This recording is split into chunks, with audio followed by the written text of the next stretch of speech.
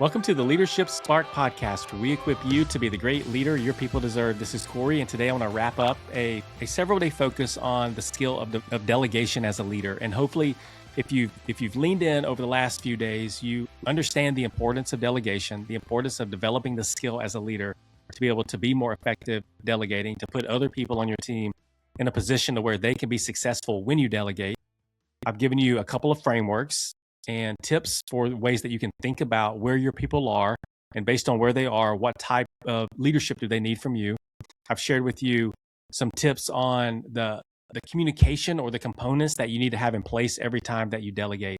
And hopefully all of these have been helpful for you, that you can go and practice. At the end of the day, information without action is just entertainment. And this podcast isn't that entertaining. And so I want you to go and I want you to activate it to action. And I want to encourage you to go and practice. Even if you fail or you think you failed, even if it's a little bit rough and it's hard, and it will be the first time that you try to do this, continue to work at it, continue to apply skills, and you will get better at doing it, and you will reap the benefits and the success that comes from being a great delegator as a leader. But there are frameworks and guardrails that you can put in place to ensure as much success as possible. And so what I want to leave you with today are 3 quotes from Simon Sinek on delegation. I'm a big fan of Simon Sinek. Many of you are, who listen to the Leadership Spark podcast.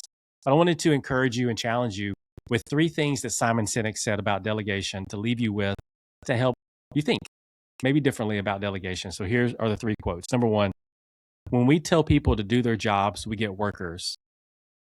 When we trust people to get the job done, we get leaders. And I don't know about you, but I want to multiply leaders. That is really the vision of WildSpark, is to multiply leaders, to allow you to become a multiplying leader.